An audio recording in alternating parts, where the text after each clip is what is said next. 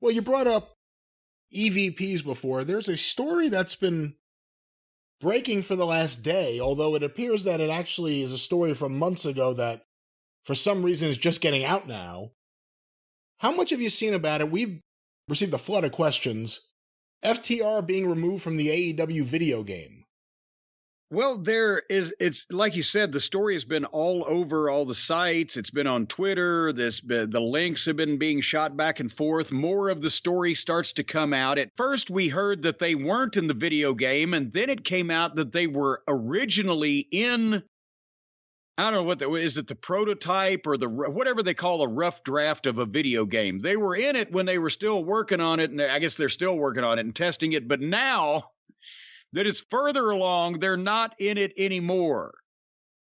And apparently, from what we understand, when this caused consternation with people going, how can FTR, and rightfully so, how can the top tag team in the company not be in the fucking video game? Well, then FTR has revealed that they knew that they weren't going to be in the game a few months back or whatever. And apparently they were told a reason. They did not give the reason in the comment that I saw, but they were told a reason by Tony.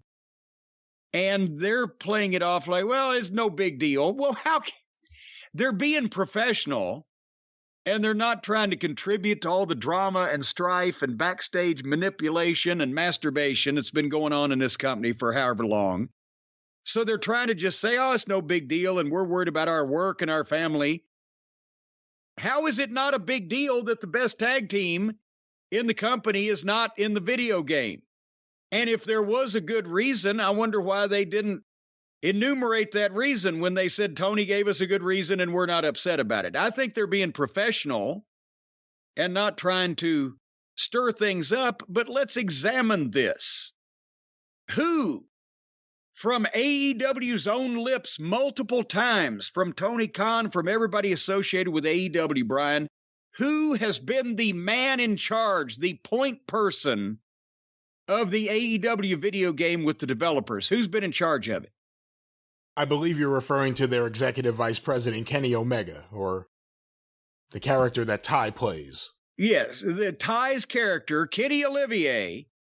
And apparently, maybe that's why also he wants to get it right. That's why it's taken 3 years and cost $100 million or whatever ridiculous cost we heard that it's costing, and it's still not ready, still not got an on-sale date.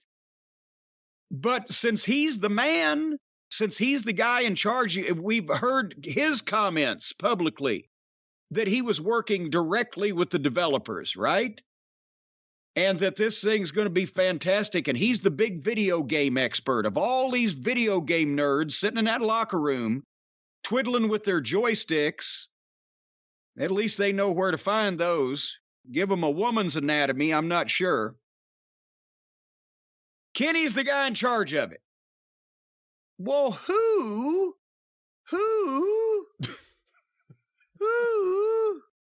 are Kenny's bosom buddies and longtime close personal friends?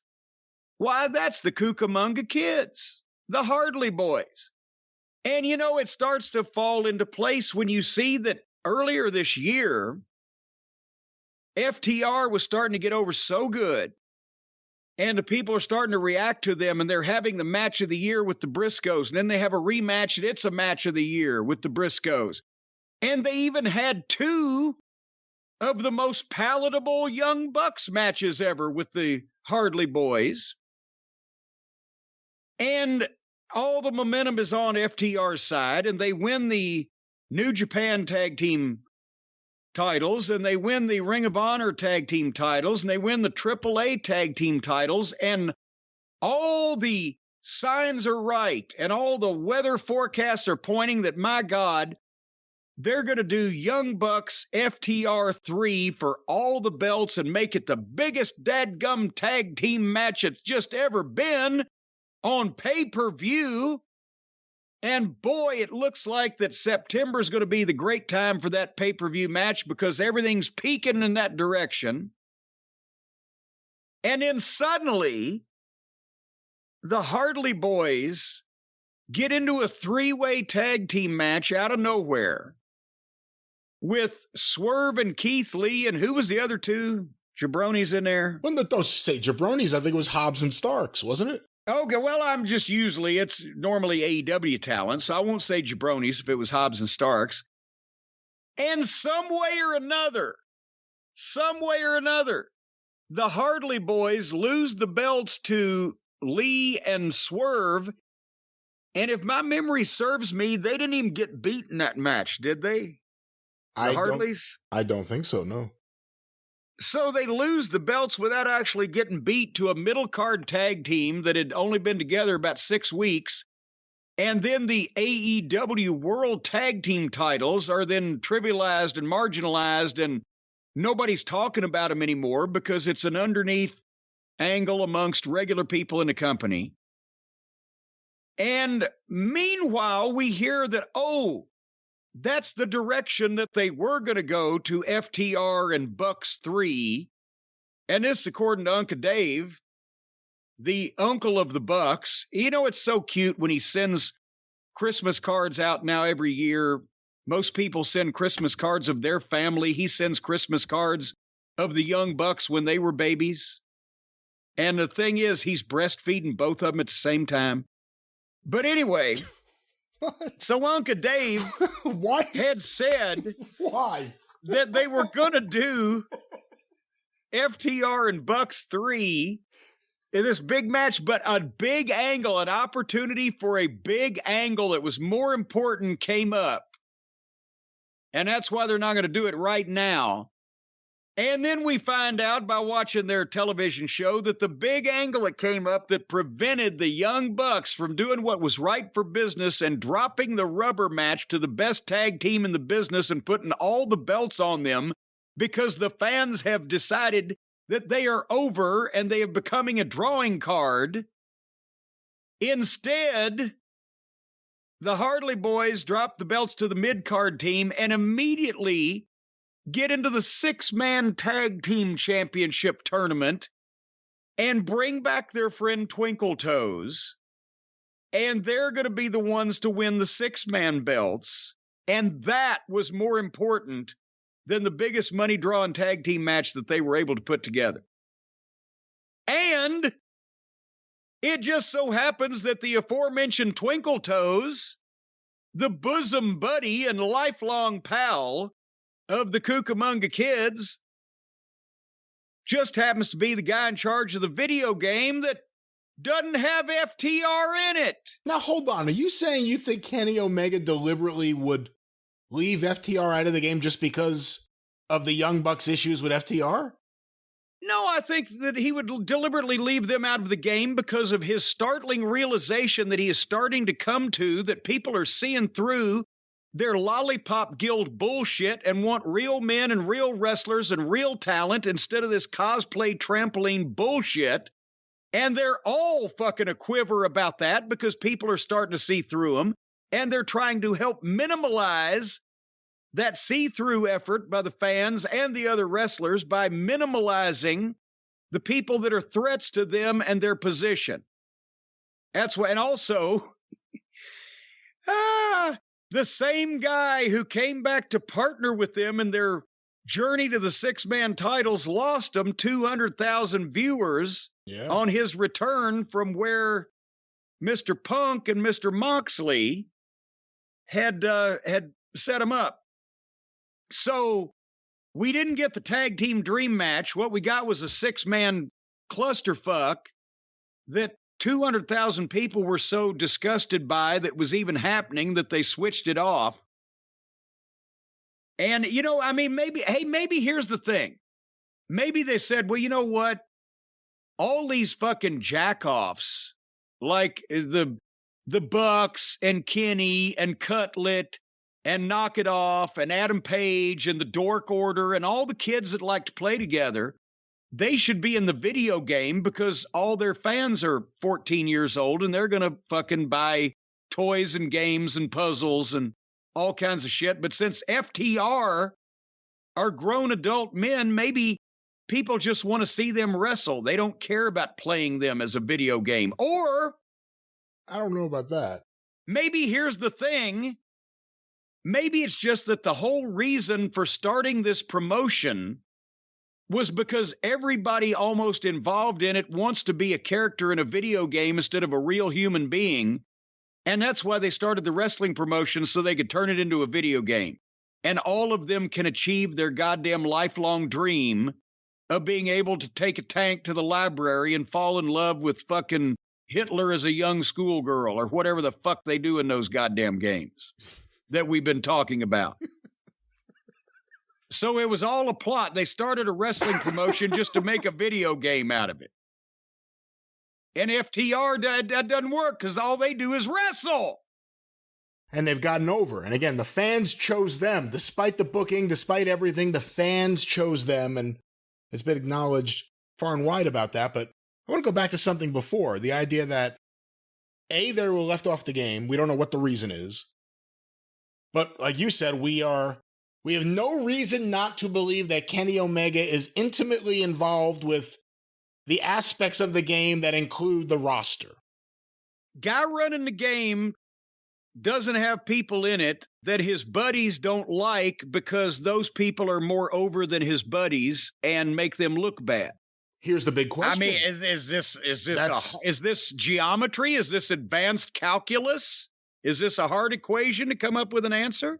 Well, again, that goes to my question. Who else was left off this game? Is it just FTR? I mean, who else that's that level was left off? Or the Lucha Brothers left off the game? One can hope. Or the Lucha Brothers in that game? I'm really trying to... I mean, I think Cody's in the game, right? Well, here's the thing. The game is not even out yet. It's been years. Because, well, here's the thing. I know Kenny's played a lot of games, but has he ever developed a video game before? Do we know this? I would say no, probably, right? But to be fair, he has in his head. Well, hey, you ought to see the list of women I've fucked in my head. But it bears no resemblance to reality. So, whatever Kenny's doing in his head with his head, the point is they said from their own, was it 50 million or was it 80 million that they said they are spending on this game? Let me see what I can find out. Regardless of which figure is accurate, you take some jackoff that spent his life playing games that has never been involved in the development or construction of one. That's like fucking taking a guy who's a 1,000,000-mile flyer on Delta and saying, okay, you fly this leg. Pete's tired. You take over as pilot. What? One doesn't equate to the other.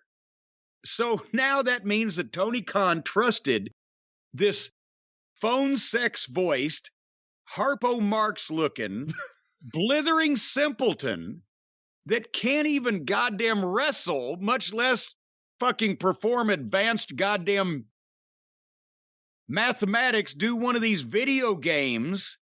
This probably is all this computer shit is some of the most involved and intricate and complicated and convoluted shit in the world. I'll just give you $50 to $80 million and you go come up with a fucking video game. And 3 years later, guy's still got his dick in his hand. And the only thing that we know about the video game is who's not in it. So you had a good point. Let's see the roster. Let's see the top level superstars that are in this fucking game that should be in it over the top of the best tag team in the company. I'm finding different things. Some say that it was a $10 million investment. A lot seem to be indicating a $20 million investment in the video game division and the partnership. I heard with Epic more Games. than that. Remember months ago when they were talking about where is this thing? I said, oh, because that's why AEW wasn't profitable yet, because they'd spent so much money on the video game. So where is it? Who's on it? How much is this thing going to end up costing? And if you spend $30 million on a video game, what does a video game sell for? Like $60. Okay, so that means if they make If they get half the money, which is ridiculous on a product like that being sold nationally, that would be a ridiculous amount. But they'd have to sell fucking 1 million of them to make a profit. They don't have 1 million people watching the TV show for free.